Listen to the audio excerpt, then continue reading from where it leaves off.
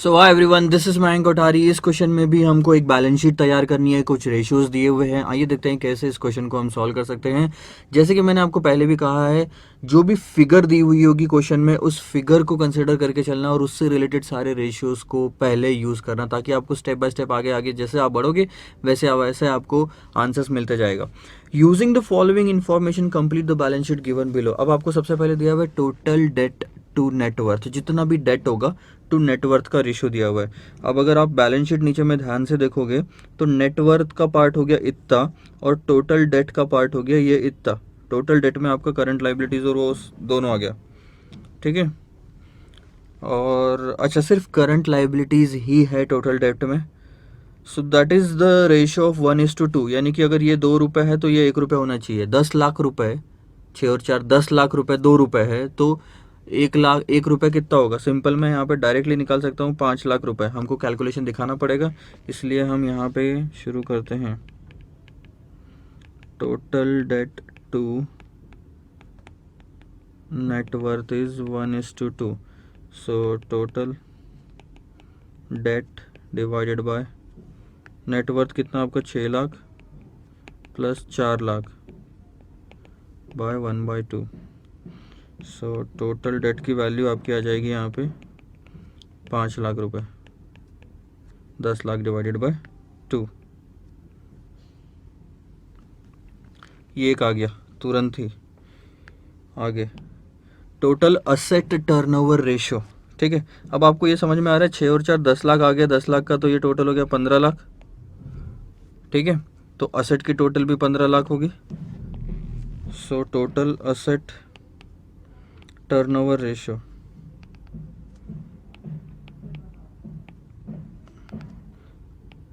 Asset turnover ratio is equal to, या फिर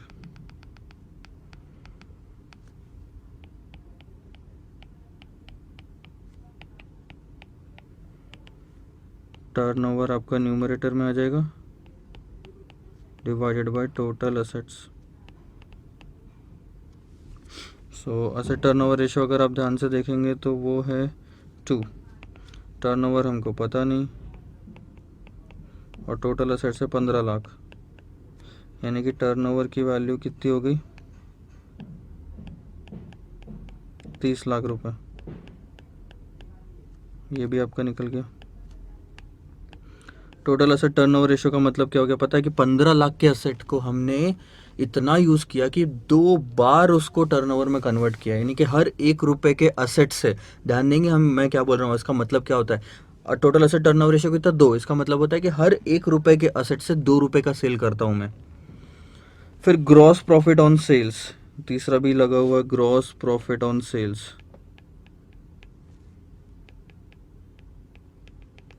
sales पे ले ग्रॉस प्रॉफिट कितना 30% लगेगा। आपके पास 30 लाख का सेल्स है, इस पे आप 30% लगाओ तो आपको आएगा 9 लाख रुपए का ग्रॉस प्रॉफिट। और ये क्यों दिया होगा पता है, ताकि आप कॉस्ट ऑफ गुड्स सोल्ड निकाल सको। Therefore cost of goods sold is nothing but sales minus gross profit. 30 lakh minus gross profit आपका हो जाएगा 9 लाख। सो इससे आपका कॉस्ट ऑफ गुड्स सोल्ड आ जाएगा, दैट इज 21 लाख रुपीज़।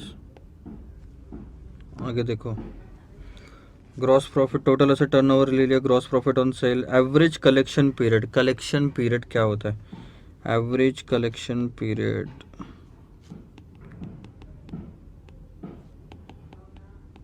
बहुत ही simple, debtors divided by daily credit sales. अब एवरेज कलेक्शन पीरियड क्या हो गया कि मुझे कितना टाइम लगता है डेटर्स को, ध्यान देना, डेटर्स का पैसा कलेक्ट करने में। सो डेटर्स न्यूमरेटर में आ गया और कितना टाइम लगता है उसका पैसा कलेक्ट करने में।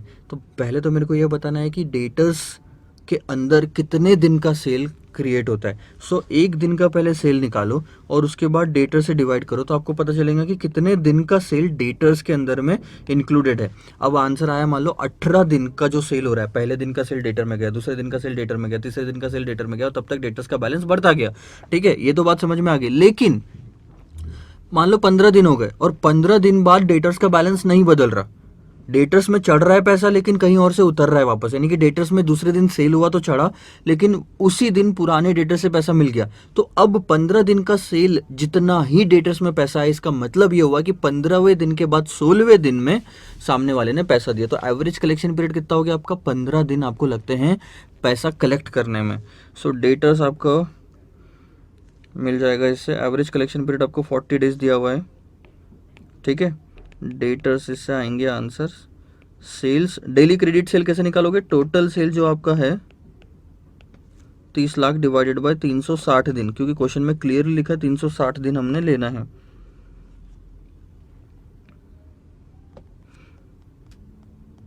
तीस लाख डिवाइडेड बाय 360 अगर आप लोगे एंड दिस मल्टीप्लाइड बाय कितना 40 डेज, सो ये आएगा 3,33,333।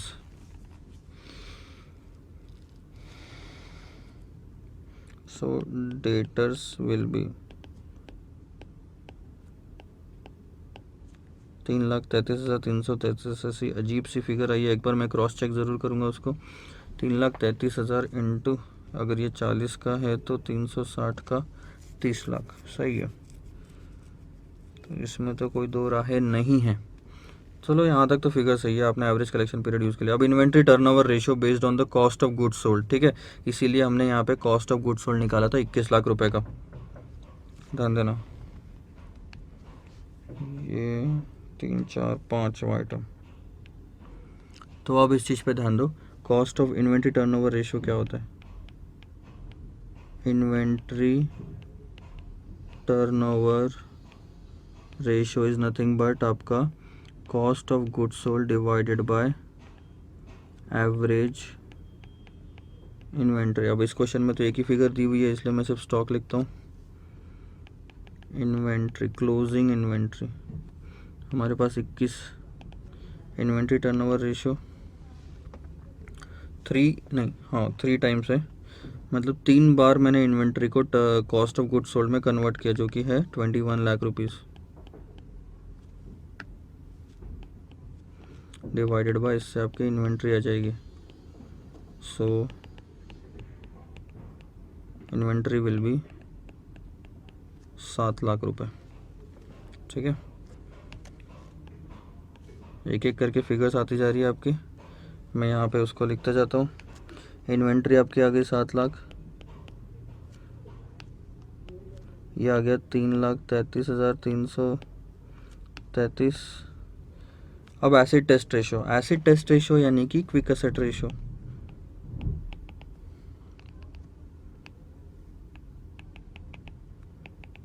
एसिड टेस्ट रेशो का formula, acid test ratio quick assets, जो ऐसे एसेट्स जो कि क्विकली कैश में कन्वर्ट किए जा सकते हैं, that is nothing but current assets minus inventory. Inventory ही एक ऐसा आइटम है जिसको थोड़ा सा टाइम लगता है, बाकी सारे एसेट्स को कैश में कन्वर्ट किया जा सकता है, and this is current liability. So acid test ratio is 0.75। Current assets आपको नहीं पता, इन्वेंट्री है 7 लाख की, करंट लाइबिलिटीज़ है 5 लाख की। सो अगर ये 5 लाख उधर जाएगा, 5 लाख का 0.75 इस 375 और उधर जाएगा 7 लाख ऐड हो जाएगा उसमें, सो 10,75,000 आपका ये आंसर आएगा।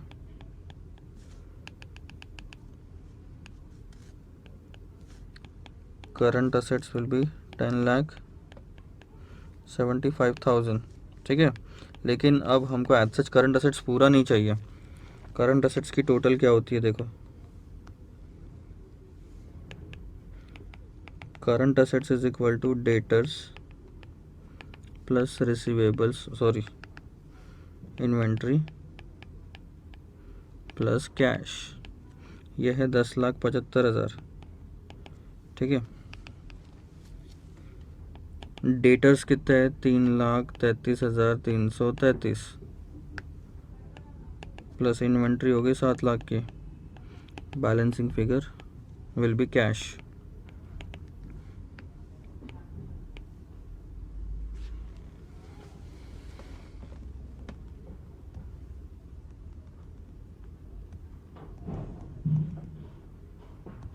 $41,667 41,667 will be your कैश का figure. So cash will be 41,667 और plant and machinery and fixed assets will be the balancing figure. देख लो 10,75,000 15 लाख आपके टोटल असेट्स है, उसमें से 10,75,000 के करंट असेट्स हो गए, बचा कुछ 4,25,000 का आपका fixed assets and plant and machinery. ये आपको बैलेंस शीट खुद उतारनी है, मैंने अलग से नहीं लिखा क्योंकि क्वेश्चन में डायरेक्टली दिया हुआ था और मेरे को यहीं पे लिखना है, यहीं पे वो चीज़ दी हुई है। आपको तो क्वेश्चन पेपर अलग होगा तो आपको अलग लिखना पड़ेगा। So this is the entire scenario. ये बैलेंस शीट फाइनली 15 लाख की बन गई आपकी। फाइनली 2 चीज़ें जो है आखिरी में, डेटर्स और कैश, उसमें थोड़ा सा ध्यान देना और एक एक करके हमने दिया। अच्छा ये क्वेश्चन काफ़ी ईजी था। क्यों ईजी था मैं बताऊँ? क्योंकि स्टार्टिंग से ही आप अगर रेशियो यूज़ करते आते हो तो एक के बाद एक के बाद एक के बाद एक फिगर निकलती जाती है। जबकि अगर थोड़ा कॉम्प्लिकेटेड करना होता ना तो इंस्टीट्यूट क्या करता कि सबसे पहले यूज़ करने वाला रेशियो सबसे आखिरी में या कहीं बीच में देता ताकि आप कंफ्यूज हो जाते। आप पहले वाले रेशियोज उठा लोगे और वहाँ पे कहीं ना कहीं अटक जाओगे। सो इससे कन्फ्यूजन क्रिएट होता है, पैनिक क्रिएट होता है। पहले ही 3 घंटे का टाइम रहता है सॉल्व करने के लिए और ऊपर से ऐसी चीज़ आ जाती है तो हम गलती कर देते हैं और गलती करने से मार्क्स कम मिलते हैं।